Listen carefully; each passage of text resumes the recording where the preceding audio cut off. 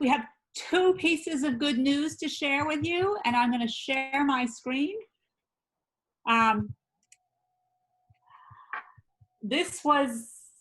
It happened yesterday, I guess. It was reported late yesterday, early today, that two of the country's largest utility companies announced on Sunday they had canceled the Atlantic Coast Pipe. Oh, you can unmute yourselves and cheer if you want. We canceled the Atlantic Coast Pipeline. Fabulous. I wouldn't say we, but our friends. It would have carried natural gas across the Appalachian Trail. So why did they cancel it? Well, lawsuits, mainly from environmentalists aimed at blocking the project, increased costs. And there was so much uncertainty and anticipated delays. So a victory there. I'm going to share another one, which is more late breaking. I guess this was reported today, that the judge orders temporary shutdown of controversial Dakota Access Pipeline. This is from CNN. The Dakota Access Pipeline must be shut down by August 5th during an in-depth environmental review of the controversial project. A district court ruled Monday, today, in a defeat for the Trump administration.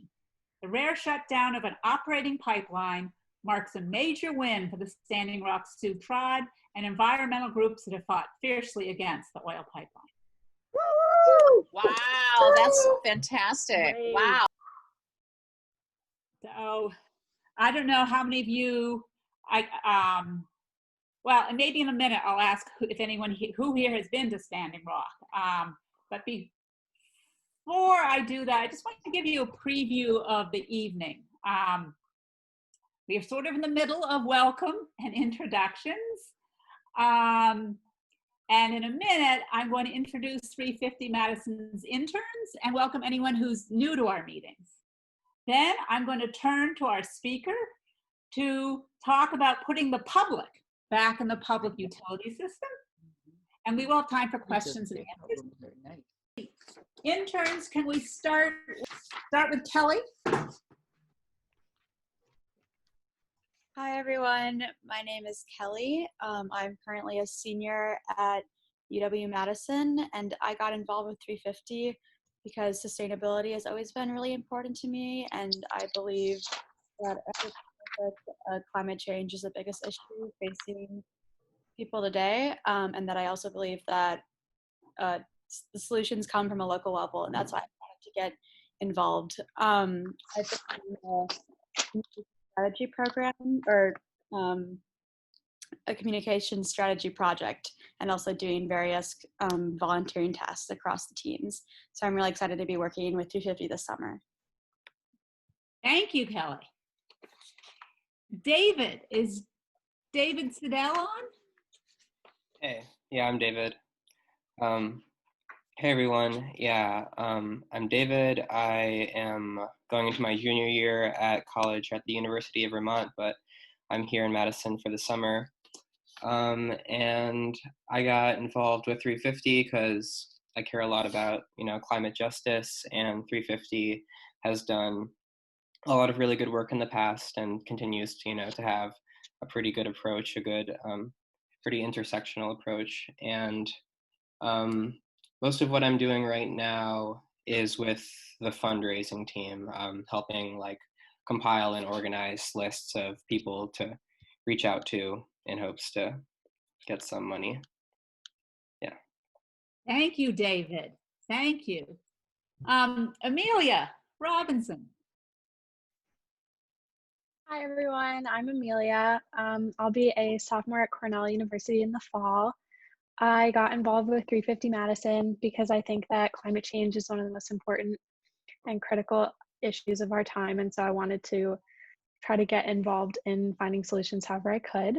I've been doing a couple of different projects, including working on social media strategy for the Wisconsin Climate Table, and then kind of putting together 350 Madison's upcoming elections project, and then also promoting the organization through Patagonia Action Works and 1% for the Planet, and making sure that our outreach there is as good as possible. Thanks. Wonderful. I think I'll turn to, I believe she's related, possibly your sister, Chloe Robinson. Yeah, hi everyone. I'm Chloe. I'm going into my senior year at Cornell University as well. Um, and yeah, I got involved with 350 because I've been wanting to get more deeply involved with climate action for a while. And this summer I sort of had the opportunity to.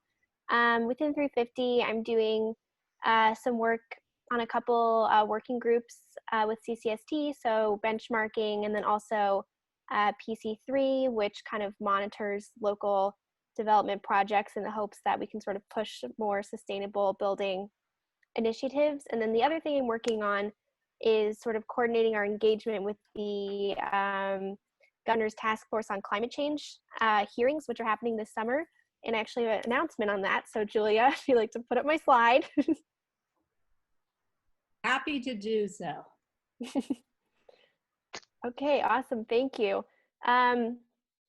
Yeah, so as you guys can see, there are 3 virtual listening sessions remaining, occurring over the next 2 weeks, with one being tomorrow. We've had 2 so far. So we would just like to continue encouraging people to either attend the meetings, speak at the meetings, or submit submit written comments, which can be done through the website. We have a lot of information about how to get involved on our 350 website, and we've been posting about it on social media. Maybe you guys have seen the newsletter announcement as well. So just to kind of get more in depth on what we're hoping to see from 350 participation. So I've been attending the meeting so far, and participating in the listening sessions has been really kind of informal. It's not super intimidating.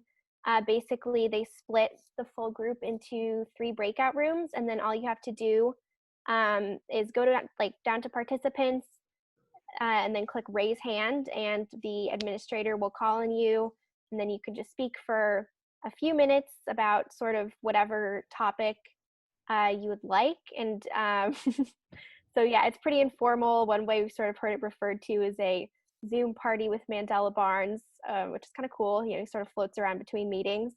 And I think also, you know, with that, so first of all, it's not hard to participate, and we'd love to see more people participate. And we also kind of want to show the strength of 350 and just the climate movement in general. So even if you don't want to talk, it's great to just show up, so that, you know, the government knows like how many people are invested.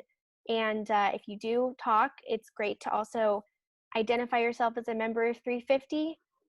Just like, you know, be like, hi, I'm Chloe. I'm from Madison. I'm also a member of 350 Madison, which is a grassroots climate organization, and then sort of state what you want from there. And then topic-wise, you can really speak about anything, but we would love to see 350 members especially talk about, you know, key issue areas for us, which are, you know, sort of stopping oil pipelines, divesting from fossil fuels, local level government climate action, which hasn't been brought up a ton so far. You know, we've sort of been tracking what people are saying. And a lot of the people who participate, oh no, sorry, just lost my Zoom. A lot of people who participate are just sort of like private citizens speaking about their own concerns. So I think it's really great if we can, you know, sort of be people who have specific knowledge and policy ideas and expertise on various climate issues. So I think that's another reason it's really important for as many of us to participate as possible. And then another sort of area is, especially if you're, you know, for my fellow college interns and also just young people in general, to speak up and just be like, I'm a concerned college student or young person or whatever, I think is also really important to bring up, because a lot of the people participating have just sort of been, you know, I guess more sort of like adult, older, middle-aged folks, which is great too, but we want to make sure that, you know, they know about the youth voice. And then the last sort of point I want to make too is just whenever you talk, kind of try to tie it back to the overarching issue of climate change in general, and just like the need to act really, you know, swift, bold, equitable action, which is sort of how Wisconsin climate organizations are kind of hoping to frame our comments. So I know that was a lot of things I just said. A lot of this is also kind of reflected in our informational kind of landing page on our website. So I'll put the link to that in the chat. It'd be great if you guys could go check it out even right now. Yeah, and I guess if you have any other questions, you can either message me now, email me. I'm chloe.robinson@350. Yeah, I think that was everything. Thank you. Excellent, excellent. So that was 4 of our interns. I know there are more of you out there. Is Max, are you an intern with us? Not officially. I'm just kind of volunteering at my spare time. But do you want to just tell us a little bit what you're volunteering at with? Oh, sure, yeah. So I'm on the tar sands team. Basically just doing stuff with that. Right now we're trying to get a light brigade up and take photos of that for social media for shutting down Line 5. And I'm also a senior at UW-Madison. Yeah. Okay, thank you. Annabelle, I see you there. Do you want to say hello? Hi, I'm Annabelle. I use she, her pronouns. I go to Smith College in Massachusetts, but I'm from Madison and I'm here right now. I wanted to get involved with 350 because I was learning a lot about big picture issues, these huge, problems, and I wanted to actually be a part of solutions. And I also work mainly with the tar sands team in the fight to shut down Line 5, but I'm also doing some work with the communication action team and making a photo archive. And yeah, I'm really excited to work here this summer and work as an intern. Wonderful. Thank you for your work. Christina, are you on the phone? Christina Zordani, if I'm not messing up your name. Yeah, that's right. Zordani. I'm Christina. I go to UW-Madison, and I'm actually in a suburb of Chicago right now, though. Yeah, so I'm majoring in environmental studies and political science, so I wanted to get more involved with climate-related issues, and then like relating it to policy for me personally. So I've done some phone banking for Line 5, and then I've been focusing a lot on climate justice research. So we're meeting with like other 350 Seattle this coming week, so that'll be exciting to hear what they've done in regards to climate justice. Thank you. Thank you. Now, any other summer interns that I missed? I have a list that's partial, and so I may have missed, I'm not sure everybody who's on right now. Well, that's Bridget? Bridget?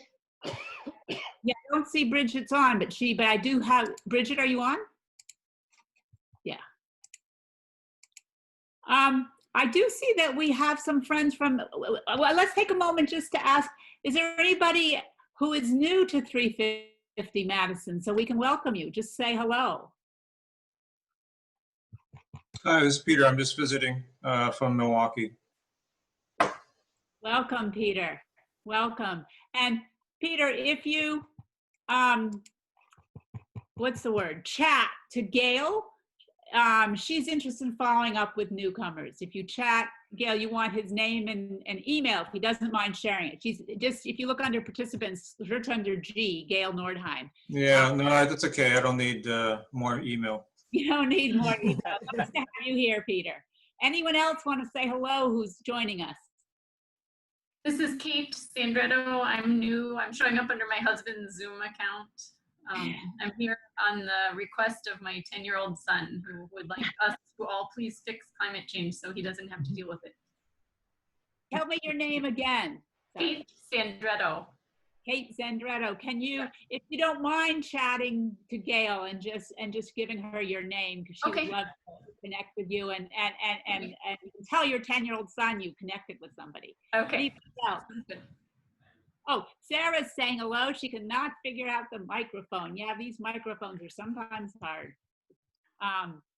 It's nice to see your hello, and I'm sure Gail will follow up in the chat with you, Sarah.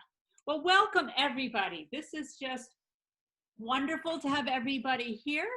I think I should move along to Gary, who is going to talk with us about the public utility system, and Gary has a lot of credentials, which I wrote down in the email, and so I refer you to those, and I'm just gonna turn it over to you, Gary. Well, thanks so much. I appreciate it, Julia. And thanks a lot to Beth and Kermit, who kind of initially encouraged me to connect with you and talk a little bit about this topic. So are my slides up, or do you need me to once again share a screen? If you Share screen. share them, yeah, that would be perfect.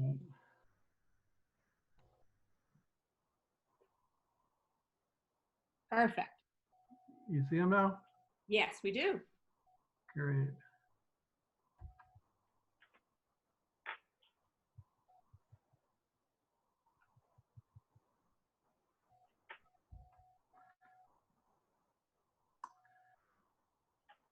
So I've been doing a fair amount of research on how to reform the energy system. And when I talk about the energy system, I'm really talking about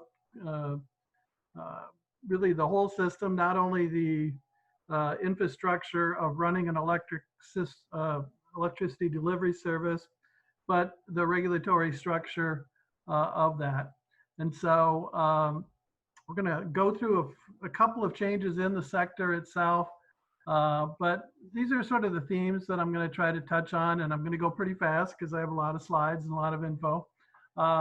But yeah, I think you know, that 350 Madison should demand a seat at the table at the Wisconsin Public Service Commission, as well as really all citizens.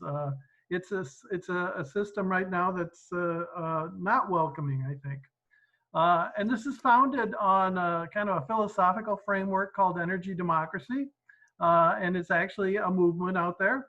And in fact, it is quite big in Europe and around the world. It's popping up in more and more states, and we'll talk a little bit about that. I'm going to quickly introduce you something to what I call the new energy and supply demand paradigm, which I really think is driving the change in policy and really driving change in the whole system. And then we'll talk a little bit about what's going on in the other states and why I think Wisconsin is behind and needs to catch up. First off, I think one of the keys is why you should have a seat at the table is this concept of knowledge transfer, which is really important. It's really about sharing and disseminating the knowledge that you have, but with the purpose of providing some ideas about how to solve big, tough public policy problems like climate change. You know, having watched Hamilton this weekend, you know, you want to be in the room where it's happening. And so part of that is to get in there. Also, I think we're in a time of disrupting the status quo. And in the utility sector, it has a lot of inertia. There's obviously incumbent industries that reap large profits from the status quo, and they don't really want to change too much or too quickly. Likewise, the system was designed, the regulatory system was designed for a utility that really existed 100 years ago. It just doesn't look like that anymore today. And then finally, I think a very important one is to combat privilege. And I think that this is something we certainly are talking about more and more in the last few months. And fossil fuel companies have really had a privileged position in the policy arena for a long time. And I think it's time to disrupt that and time to change that and achieve some environmental justice. And, you know, here's just some ideas about why, you know, you want a seat at the table.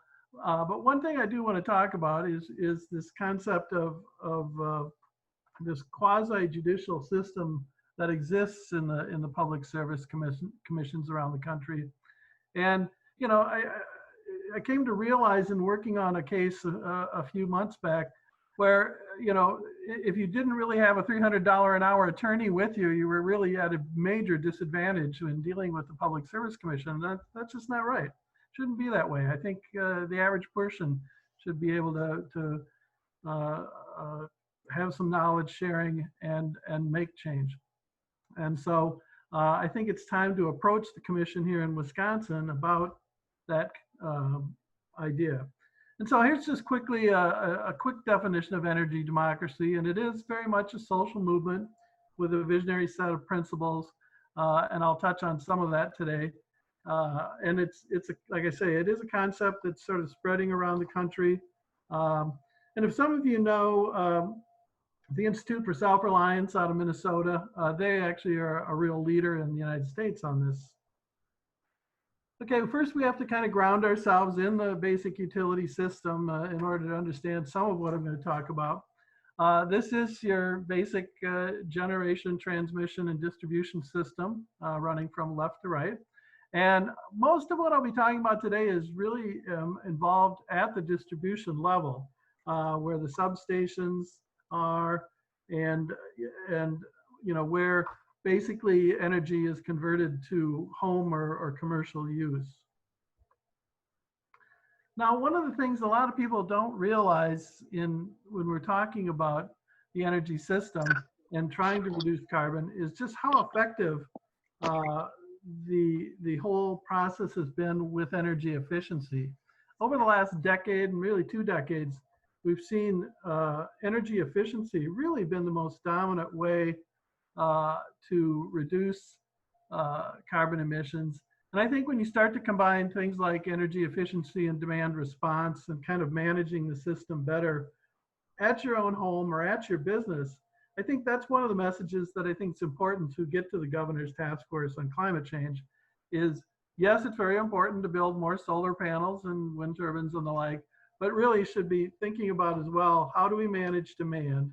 How do we have some efficiency goals, some targets that a citizens committee could really help the Public Service Commission to have the utilities achieve that goal. And one of the things I think that would really help would be a policy change such as performance-based rates, which I'll talk a little bit about.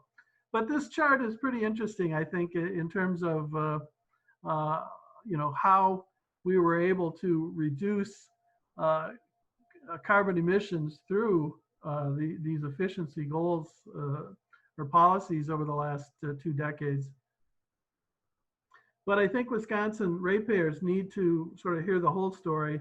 And I think if we don't invest and focus on energy and invest in more energy efficiency programs, I think we're going to find it difficult to kind of build our way out of this by putting up just more solar panels and wind turbines. Now, this is sort of the first big distributed energy evolution. And everybody, I think, knows the story on this one, which is just the incredible drop in price of solar and wind. We've seen solar panels, household solar panels grow 12-fold over the last decade. And it's really been because of this rather dramatic drop in price. And also learning rates is a term in terms of the technology improving. And we've seen so much improvement in the technology that was technology changes alone were responsible for a 99% drop in price. So when I talk about redesigning the energy system, I really focus first on the fact that the system, you know, is a sieve all across that generation, transmission, and distribution system I talked to you about. And we really can just start looking at sort of these system losses as a starting point to address this. And right now, we pay utilities through flat volumetric tariffs. And that's just really not adequate to try to achieve some of these goals with energy efficiency, demand management, and obviously renewable energy. And the second evolution in this phase is with distributed energy resources. Again, allowing this paradigm shift. And what's really been driving that over the last 5 years or so has been technology and the price drop because of technology. The rapid drop in battery storage prices have been critical. The rise of electric plug-in vehicles and the distribution systems in homes. The growth of sort of big data as we move towards a smart grid. And then one of my favorites, microgrids, which I'll talk about kind of separately in all of this. But that's really allowed us to create what I call the prosumer. And the prosumer is a much more active member of managing its energy system. And this is my shorthand for distributed energy resources, because usually when I say that term, understandably, people's eyes kind of roll back and they're like, what is he talking about?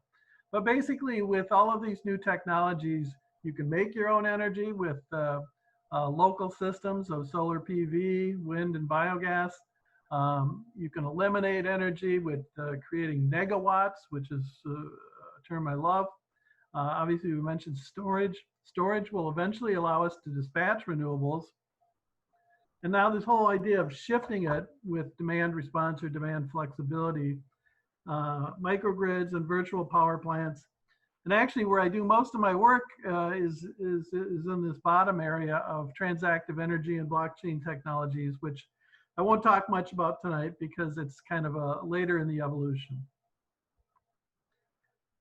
So again, here with this system, you see the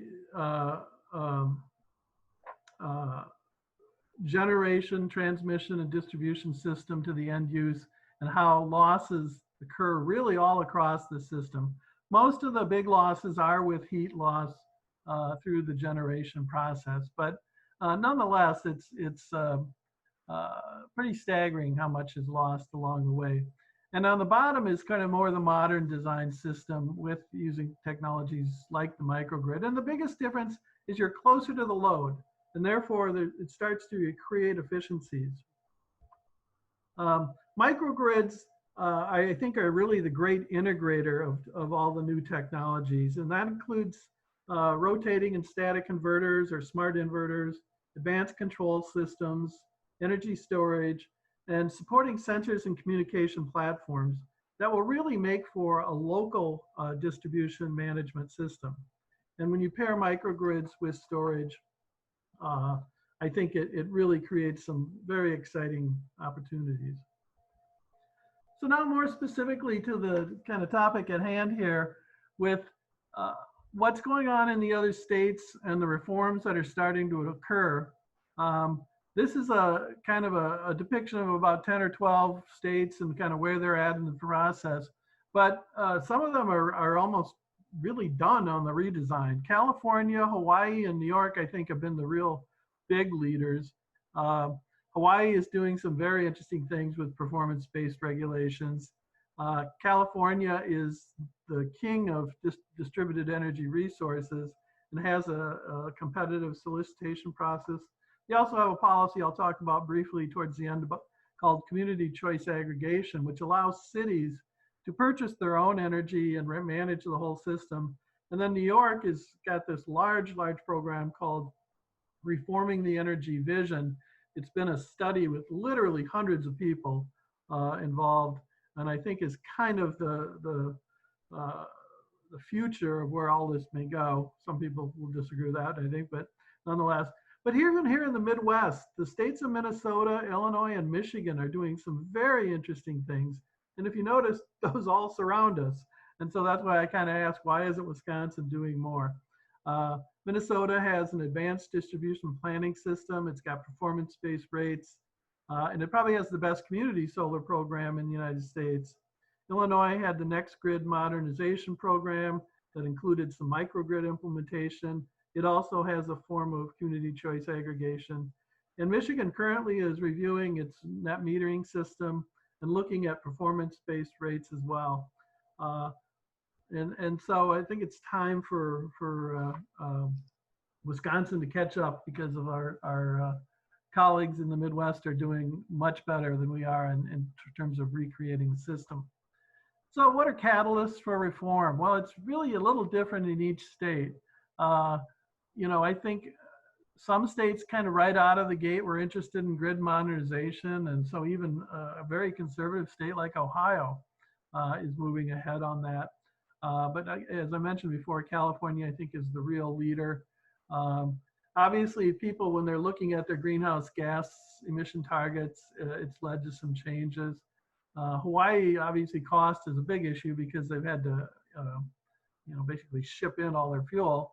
And catastrophic events, interestingly enough, have changed things. And in New York, after the aftermath of Hurricane Sandy, I think really got them interested in all of this. So, I want to congratulate 350 Madison. I hear you've achieved intervener status. But what I think really needs to occur is actually even before that, earlier in the process, I think it's important, before the rate cases and before all the PSC review, they really need to start bringing citizens into the process. So if you take a look at those 4 boxes on the right-hand side of your screen, I think that's where we need to really start thinking about here, what can we do in Wisconsin to kind of get some action in those 4 boxes, if you will. How can we bring people to the table, have stakeholders involved in decision-making, so that will shape how the Public Service Commission does its business, and it'll shape how utilities do their business. And we're really underutilizing energy data. We have access to a lot of data now, but I think as we get to a smart grid system, we're just going to have volumes of data, and the public should have access to that data, and they should be able to use it to make smarter decisions. And then finally, we need to, I think, demand that our utilities start doing some pilot projects, have performance metrics, and really start to change the whole regulatory system. And right now, this is sort of the traditional way people influence the process. And I mentioned it wasn't very welcoming. Well, I think this slide sort of shows you why it might not be very welcoming. It's a complicated process. There's a lot of people who have a say, but the public might be on the bottom there, but I don't think they're really allowed to shape things before it even gets into this process. So there's some common goals, I think, for reform. I think we should think about how we really can improve the customer experience. That's one that I really think is important, because with all of this new technology, the customer really can start to manage the energy system in ways that we just have never seen before.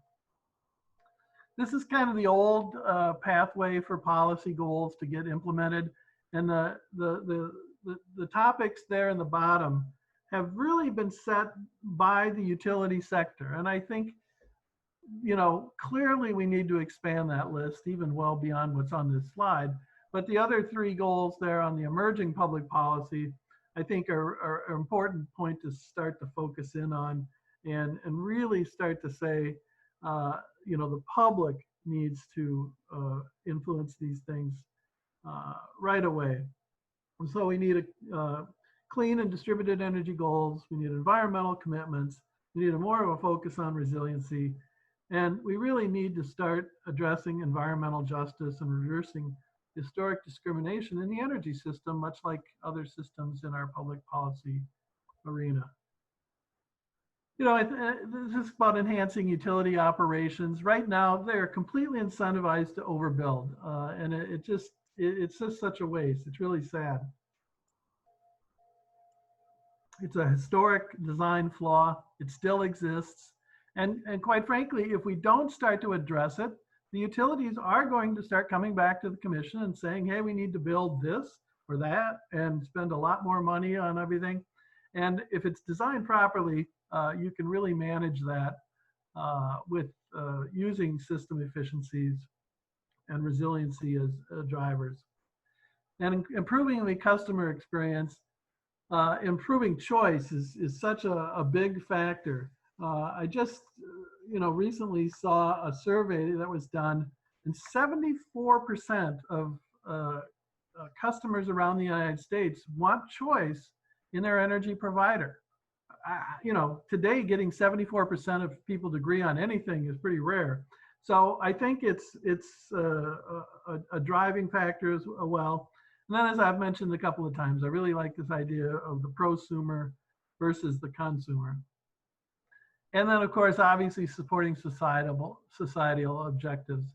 And I think that, we need to recognize that everyone is involved in this, that there's some risk that crosses the system, and everybody will, change is always a little scary, but I think we can move this along fairly quickly.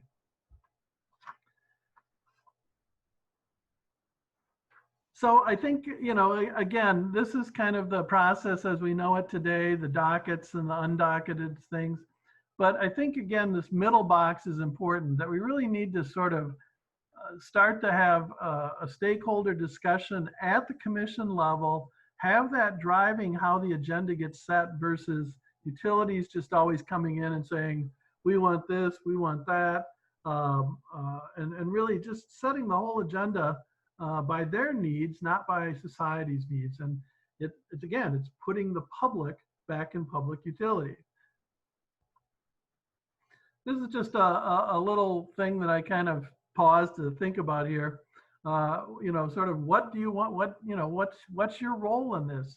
If you're just happy being the consumer, that's okay. I guess the system will still allow you to do that. But the system, as we continue to improve technology and really more importantly, implement this technology, if you want to really control the energy system, you're going to have that opportunity. So I kind of posed the question based on an article I read that, you know, do you want to be a serf or a partner in the energy system going forward? So quickly here on a couple of new policies and maybe policies you're not as aware of. I love community choice aggregation. In the state of California, this is the kind of how they designed it. They did it in 2 phases.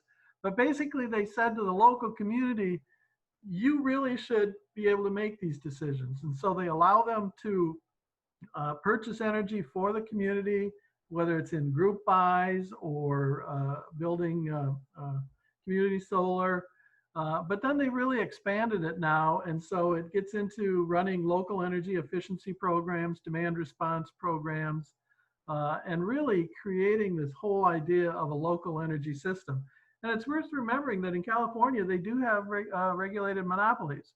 So it could be done in Wisconsin. It would take a change in state law, but you know, it's something that we definitely could think about. So right now, these are the states that have some form of community choice aggregation. They're all quite different. You know, on another day, if you're interested, we could talk just about that topic alone, about how they're different and what seems to work better and the like. But nonetheless, it's like I said, it's this energy democracy thing is a movement, and you can see this movement is now starting to spread around the United States, and that people are starting to say, you know, we're just not happy with the status quo. We want to make change. And I mentioned this thing of performance-based rates, and you really can use them for almost anything in the energy system. I think a good one would be if we were to look at grid modernization, but I also think it would be great for managing energy efficiency.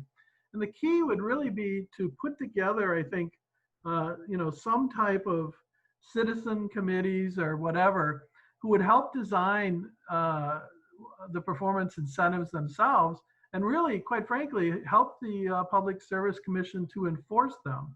And the way the performance-based rate system works is obviously you give them targets for each year, and maybe you aggregate them or block them into a 5 or 10 year period to give them a little bit of flexibility. But if they hit the target, they get a payment. If they miss the target, there can be penalties. And it's really quite an incentive to change the way utilities behave. Another area that I think is really important is grid modernization. Wisconsin is not very far along on this. And so we do need to really structure an approach to look at this. But you know, one of the things I think is particularly interesting is at the right-hand side there on the bottom, you see that what happens is with this new system, as you create it, you create a value opportunity for what used to be the consumer and is now the prosumer, and they would actually be providing grid services, which gets into the thing I mentioned earlier called transactive energy. So just kind of down to the brass tacks here. Gary, we have a lot of good questions for you. So will you be wrapping up so we can get to some of the questions? Yeah, I think I'm down to the last slide or two here. First and foremost, if we do nothing, change won't occur. The investor-owned utilities really don't have any incentive to change. They exist for one reason alone, and that's really to make money for their shareholders and their CEOs. And they don't care about the environment. I've had some pretty candid conversations with them, and they will even admit that. They just don't care about the environment. That's not the way they think about the world. I also think it's worth remembering they actually have a sort of paternalistic view, which is that they think they can fix everything. They really don't want the customer involved in the decision making, and that's just wrong. And finally, I just think the obvious here is really only we can solve climate change and these issues, but you got to be in the room where it happens. So I'll leave it at that and try to start answering some of the questions. Thank you. Thank you so much, Gary. Kermit's gonna, there are a lot of questions and Kermit's gonna do the difficult job of figuring out which one to ask you first. And Julie, how much time are we able to take here for questions this time? Well, we have -2 minutes on my agenda, so let's say about 5 or so. Gary, 5 minutes. if you take down your screen, Gary, we'll all be able to see each other. Sure. Okay, great. Well, one question, or maybe two, that seem to come up in some of the fairly detailed and thoughtful questions that have been thrown up. And because we're short on time, I'm going to try to collapse some of those for this conversation anyways. Who's doing it right now? Can we apply that to what we need to do in Wisconsin? And what needs to be done in Wisconsin to get to this, what you're asking for, proposing? Yeah, no, and that's kind of what I was talking about more towards at the end there. But basically, you know, California is doing a lot of really good things. I think New York is on the verge of really completely changing how they deliver energy. So those are the two states with the sort of the big change packages. The little changes around the country are important, and I think what's going on in states like Minnesota, right across the river from us, are worth looking at. They're actually doing planning for their distribution system. They're requiring utilities to look at the distribution system in a different way and evaluate, do cost-benefit analysis of these distributed energy resources. I think Michigan is probably on the verge of some fairly big changes as well. So yeah, I would say there's about a dozen states that we can look pretty closely at. And again, I think you have to do it a little differently in each state, but there's definitely lessons that we've can learn from them. And how can we in Wisconsin, or activists and advocates such as 350, apply pressure or leverage to get those changes to happen? Where do we go to the PSC? Do we go to the state legislature? Yes, you go to both. I think it's time to approach the commission. You know, the commission in the past has been on the defensive, I guess I'll say, to be polite. And I think with 2 new commissioners, I think it is time to approach them and say, hey, why don't you start having some stakeholder or citizen committees that give you advice well before you get to the whole rate setting formal review process, and help you design big changes like grid modernization, much better energy efficiency programs, demand management, implementing DERs across the board. So I think it's time to go to the commission and just say, hey, well, you know, what would be wrong with creating a couple of stakeholder or citizen committees to give you some help on this? And then, you know, then you make the bolder leap of, like I say, with a performance-based rate, where the committee would actually be in charge of designing and implementing and making sure it happens. And I have talked to the commission chair about performance-based rates, and she actually is open to them. So that wasn't a formal endorsement, but just kind of in a polite conversation, she said, yeah, it's time for us to take a look at those. Then finally, of course, go to the legislature. I'm not as optimistic about the current cast, but nonetheless, you can't ignore them. An interesting question about, I guess, something I'd identify as a potential ally or co-belligerent in pressing the case, the Citizens Utility Board. But the question Beth raises, that they seem to be focused on just and reasonable rates, which sometimes gets them on the opposite side of the issue when we're trying to go for clean energy. So do you have any insights or thoughts there, how we could move them or encourage them to embrace a broader understanding of citizen benefit? It's a conversation that's definitely worth having. I think they've taken a fairly a narrow view of their mission, and that's not for me to judge. I'm just making that as an observation. I think they feel they can be more effective if they sort of focus on that idea of sort of protecting the ratepayer and how much they pay.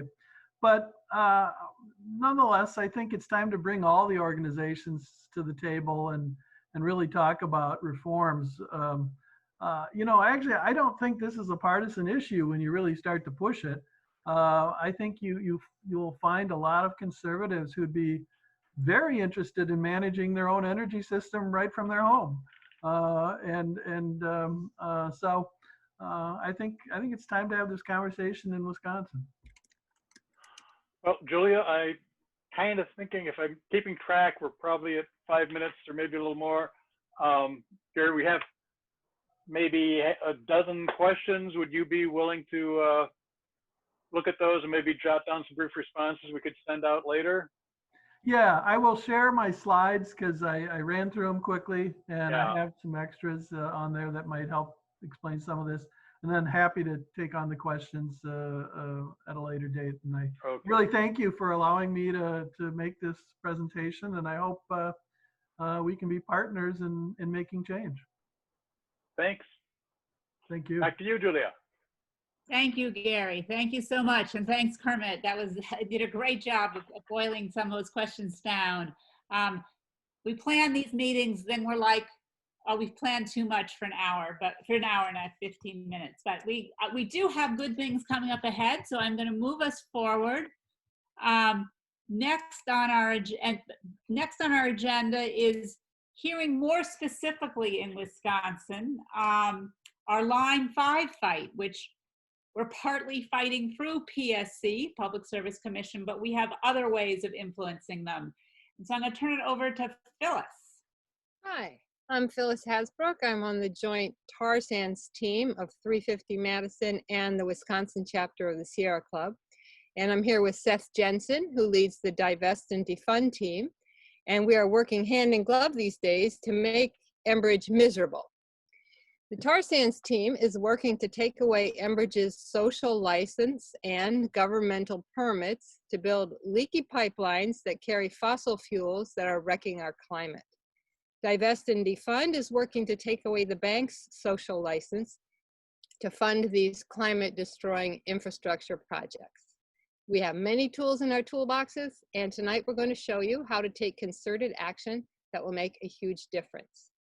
So I'll give you the background on Line 5, and then Seth will describe the joint action we'll be taking. Next. This lovely banner, painted for us by Richard Jones, puts a question that we are asking Governor Evers, Lieutenant Governor Barnes, and DNR Secretary Cole. The people or the pipeline, which side are you on? Next. Okay, what is Enbridge trying to do and why? They have had a crude oil pipeline since 1953 that goes from Superior, Wisconsin to Sarnia, Ontario, and is called Line 5. Next. Now, next. Now I want the map. Yeah, great.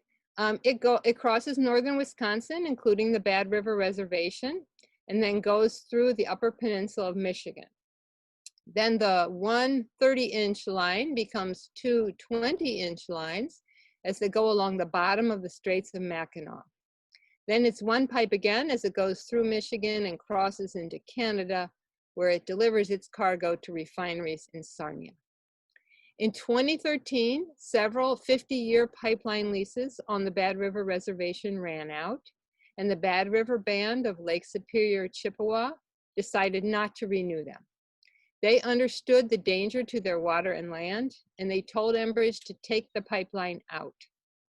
Enbridge stalled and cajoled and offered $24 million, and Finally, a year ago, the band sued them in federal court to make them remove it. Now, their day in court is not even scheduled until June 2021. But Enbridge knows it will lose the case, so it is planning to build a detour to go around the reservation, barely. You can see here the black line across the reservation is the current line 5, and the red line is what they are proposing. You see here Copper Falls State Park, just north of Mellon, in green. That is where the new pipeline would cross the Bad River. And you can see our artist has colored in black the river that would swiftly carry the oil downstream through the reservation and into Lake Superior. Next. This is one of the several mighty waterfalls at Copper Falls that would act like a chute, speeding the oil downstream faster than and through the reservation faster than any responders could even arrive on the scene. Next. And this is a photo of Bad River Band members harvesting wild rice in the Kakagan Sloughs. That is a wetland of international importance that would be destroyed by such a rupture. Now, it's been a bad 2 months for Enbridge. Since May 7th, they have cut jobs, bought out 800 employees with early retirement, cut executive pay, reported a $1.43 billion loss in the first quarter. Likely they have missed a second construction season for their new Line 3 project in Minnesota because of opposition. They've been fined $6.7 million for their non-compliance with safety measures. They have had to temporarily shut down Line 5 because one of their 20-inch pipes in the Straits of Mackinac suffered mysterious damage. And the Attorney General of Michigan is suing them to make them shut down Line 5. And we are about to make it worse. So, on May 21st, 350 Madison and 4 other advocacy groups filed to intervene at the Public Service Commission, where Enbridge has filed an application to get a permit that would let them use eminent domain for private gain to get the last remaining properties that they need. Now, they were granted a stay by the PSC, so nothing is happening until July 31st. But at our August 3rd meeting, we should know more. Next. So right now, I think it's supposed to say influencing the DNR on this one. Maybe we got, there we go. So right now, our best way to ruin Enbridge's day is to influence the DNR, Wisconsin's Department of Natural Resources. Enbridge has applied to them to get a permit to cross or fill in wetlands and to cross waterways, and we are opposing it. So what does it take to get the DNR to deny a permit? It takes pressure on the decision makers and facts and science for them to cite. One without the other will not do the job. The ultimate decision maker is Governor Evers. After all, he can hire and fire DNR Secretary Cole. So we have got to make Line 5 as politically toxic to him as the oil that it carries is to all life, whether that's through a rupture into a river or exhaust into the atmosphere. There was a hearing on July 1st. It was both a scoping hearing where the public was invited to offer advice on what things the DNR should look at as they create their environmental impact statement. And it was the Wetland and Waterways permit hearing where people could give reasons why Enbridge should or should not be given the permit. We set ourselves really high goals of getting 350 people to attend that virtual meeting and getting 10 to testify. 1 second while I take a drink. Our volunteers made over 720 phone calls, sent 8,400 texts, 60,000 emails. That was the Sierra Club list. Remember, we are a joint team. And the result was phenomenal. A DNR employee told me that there were over 500 people who logged into the hearing and 79 people testified. It's not quite 100, but it is still amazing. 73 testified against the permit and only 6 were for it. So right now, I'd like everyone who either volunteered in the turnout effort or who attended the hearing to use the thumbs up to respond. In the lower right part of your deck, to the right of the chat thing, you'll see responses, and there's a thumbs up, and you can show if you helped. So thank you, all of you who helped and attended. Wow, that's really a lot. That's great. Okay, but our work, oh, and also put an asterisk in the chat if you testified, and we'll see how many of those there are. So our work is not done. Public comments are due by July 11th, and that's this Saturday. So far, we know of just 142 comments that have been made. Now, many more than that have been made, but that's what the Sierra Club's action page has recorded. But we do want to get to 1,500 on that page, and then we'll know that we've met our goal and blown past it. Next. First, I just want you to see the media hits that we got from this hearing. This is movement building media. People get educated just by reading the headlines. This is so inspiring that we made that happen. Next. But remember, facts are good and we need passion and numbers to win. That's our formula. And now I'm going to turn things over to Seth, who will show us how to channel our facts and our passion in huge numbers right now and for the next 5 days. Thank you, Phyllis. So this is the part where we're gonna ask all of you to help continue this great momentum, which will involve putting your miraculous, beautiful fingers on the keyboard, maybe shifting that mouse around. So you might wanna do a little flexing of your wrists. Get them all nice and flexible. Do a little finger massage. These hands are going to be taking action in just a moment or two. My name is Seth Jensen, and I really believe that through our collective effort, we can protect our water, particularly Lake Superior, from the threat of a Line 5 reroute from its continued operation. So I'm going to ask Julia to take us back to the slideshow. As many of you may remember from the presentation, that really beautiful experience of energy democracy on July 1st, the hearing, is not the end of the story as far as the DNR taking our input. This comment period goes until July 11th, and together we'd like to everyone make a comment. Many of you have already made a comment either through your testimony or by emailing a comment to the Department of Natural Resources. You can make another one. They will listen to it. We'd advise against making the same one, but it adds up. So there's a couple of ways to do this. I am gonna put in the chat an email address.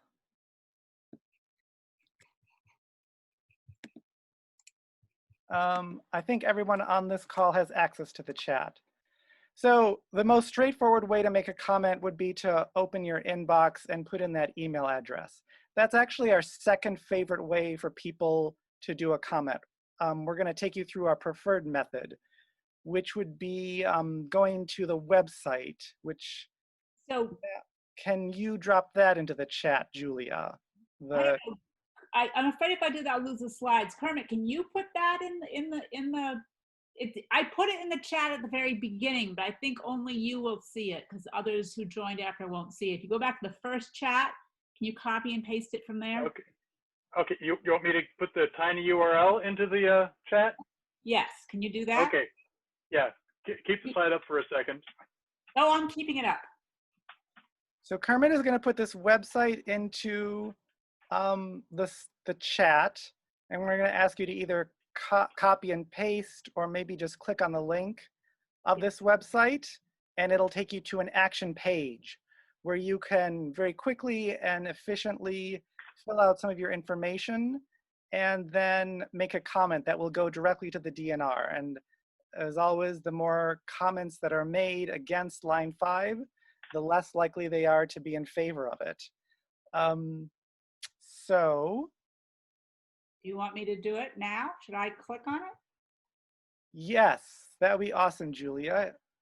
I'm demonstrating. If you click on this chat, this comment in the chat, this is what should happen. Oops, it's opening up on a different screen.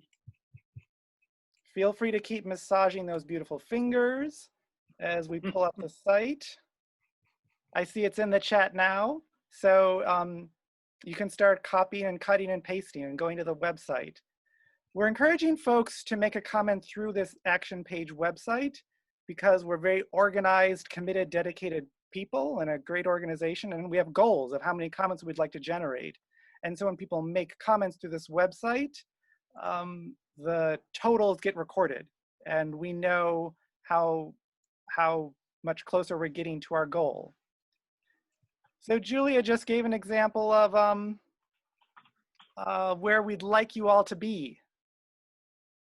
If you're there, you could maybe drop a ++ in the chat, or do the raise your hand function. I'm going to stop talking soon and play some music, and we'll do that for about 4 to 5 minutes. And during that time, we're all going to be taking action together. Seth, I'll put up the talking points in case, I mean, people can make up their own talking points, but I'm going to put up that talking point slide. Yes, thank you.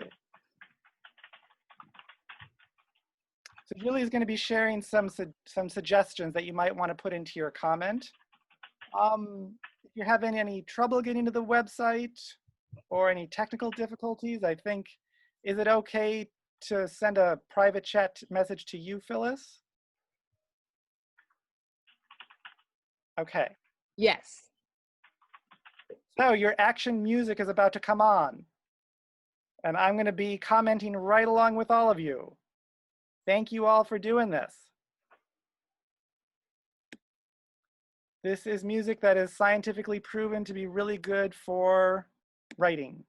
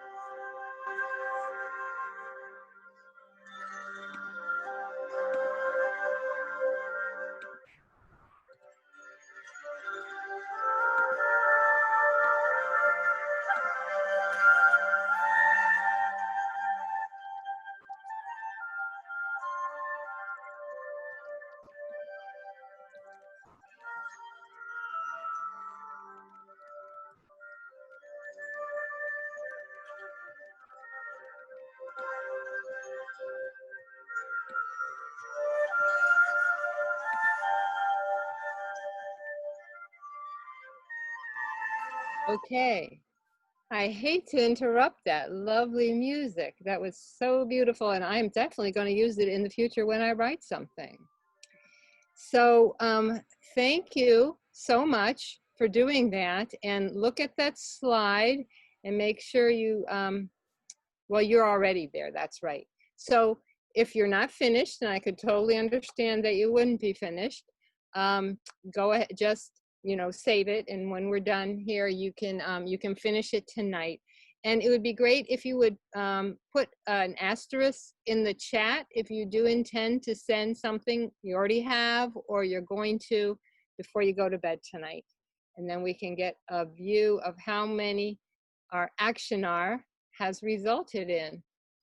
And thank you so much to everybody. And please spread the word about this.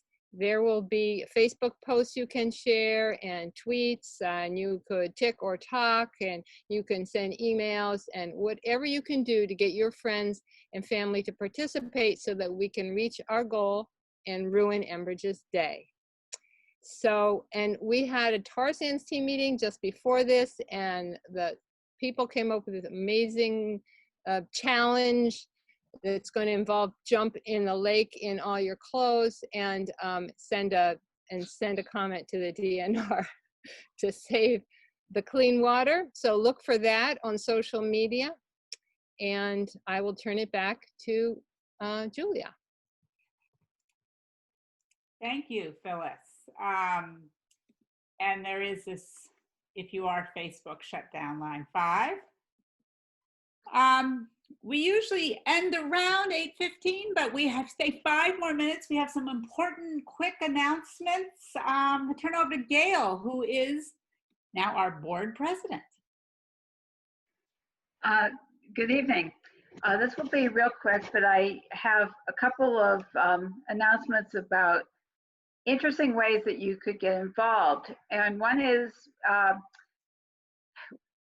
we doing in our strategic planning, our coordinating council and board decided that perhaps one of the most important things for our climate is how the November election goes. And we decided that 350 Madison will make a really significant effort to get involved in the run-up to the November election. Of course, we are a nonprofit, so we can't endorse, we can't do partisan work, but we can do get out the vote work. And we are starting now to plan what that will look like and to find really worthwhile and fun ways for people to get involved in the election work. And we're trying to put together a steering committee that will help do the planning. So if you're interested in participating in that, please send me an email, my gail.nordheim@350madison.org, and I'll get back in touch with you. We hope to have a plan in place within the next few weeks. Second announcement real quick is we have, she started today, she couldn't be here this evening, but we have a new volunteer coordinator on staff. Her name is Nikki Darga. And she would love to talk to you about volunteer opportunities. She's an experienced volunteer coordinator. She's worked at the Henry Violet Zoo as a volunteer coordinator and the Dane County Humane Society. She loves people. She loves volunteer coordination. I think you'll really enjoy getting to know her. And then finally, one volunteer need we have that I wanted to raise in case you are interested or you know someone who might be. We are looking for someone who could kind of be a help desk person for 350 Madison to help our users with our Google Suites for nonprofits, using Zoom, and using our member database. We have a lot of people that are trying to use these systems, and there's just little things that come up where they don't know quite how to do something, or they need help with a login, or something doesn't work. So we're looking for some, if you're pretty good at tech, you like people, it's an opportunity to answer quick questions for people. It won't take a lot of time, but it would really be, there would be a lot of people who would be very grateful to you for your efforts. So if you're interested, either send me an email, or you could send an email to the volunteer coordinator at 350madison.org email, and we'll get back to you and talk about it. Thanks. Thanks, Gail. I think next is Stephanie, and then Tanis, you'll be after Stephanie, but I don't have your slide, your visual. But Stephanie. Thanks, Julia. So I have two quick updates. I first wanted to let you know that we're in the middle of a recurring donor campaign. We're looking for 20 new monthly sustainers. We realize not everyone's in the same situation or able to make a contribution right now. But for those who are able, we're encouraging our members to consider becoming a monthly sustainer. And any level is super helpful for the organization. It makes us more resilient and independent because it provides a steady stream of support that we can use as a basis for future plans and projections. So something to consider, we very much appreciate it. You can do this right on our website donation form.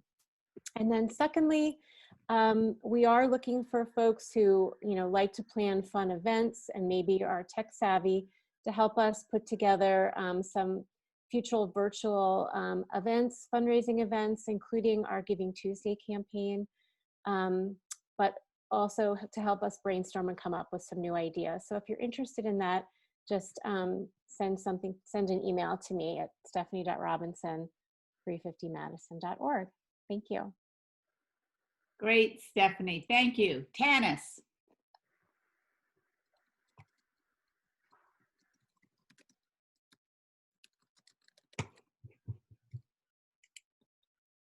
Tanis, you might be muted. Hi, sorry about that.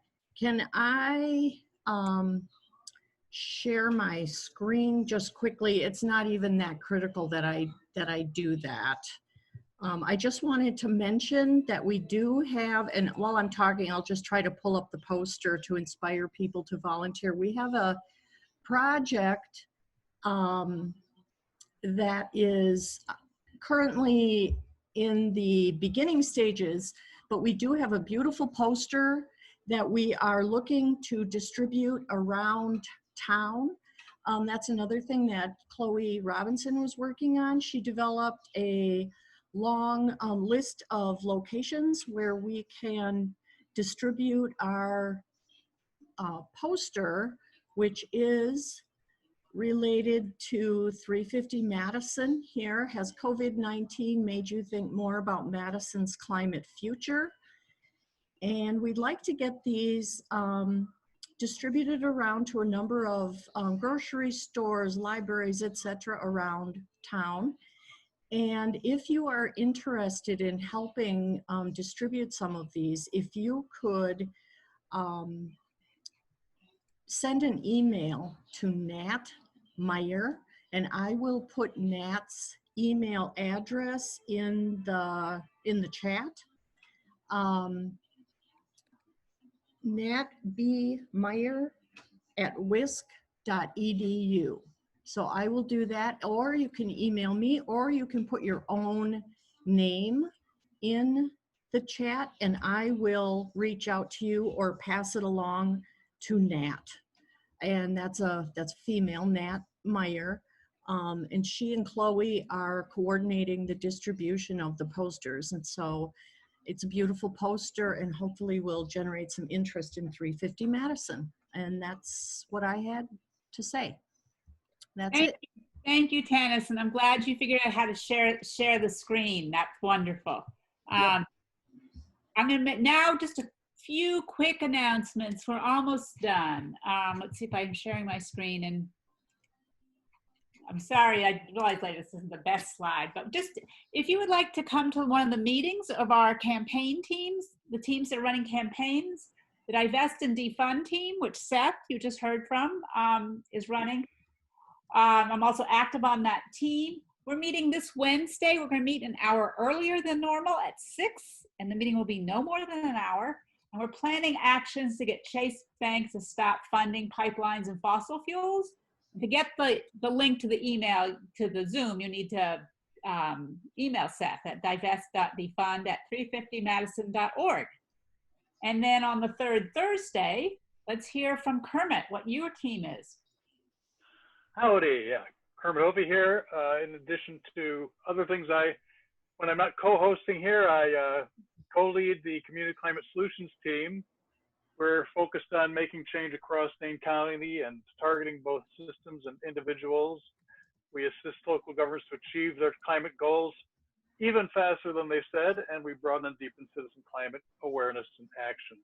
We meet Thursday, July 16th, 4:30 to 6:30 to get in touch and get on our list so you'll find out what the Zoom link is. Contact susan.millar@350madison.org, and that's MADISON.org. Yeah. Thank you. There was an S in the wrong place, and I deleted the S, but now there's, well, you all know how to spell Madison, or you're a bigger pro. Right.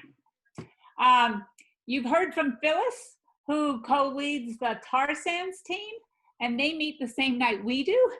And so their next meeting is Monday, August 3rd, 5:45 to 6:45. If you've been inspired by all this work on line 5 and want to know more, contact Phyllis and she can let you know what's happening now and send you the Zoom link for that meeting.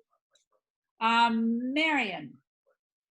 Yes, I'm here to tell you about the Climate Justice Working Group. Our group is reading Me and White Supremacy by Layla Saad. It's an incredible experience. We're going into our second meeting, and this would be the last chance if you would like to join us.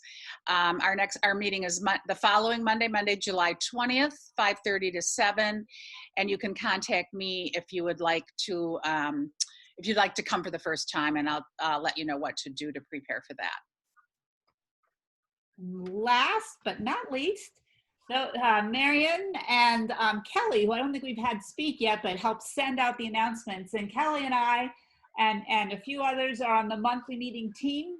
We plan these monthly meetings, and we would like some help, particularly someone who has Zoom skills and Google Slide skills and technology skills.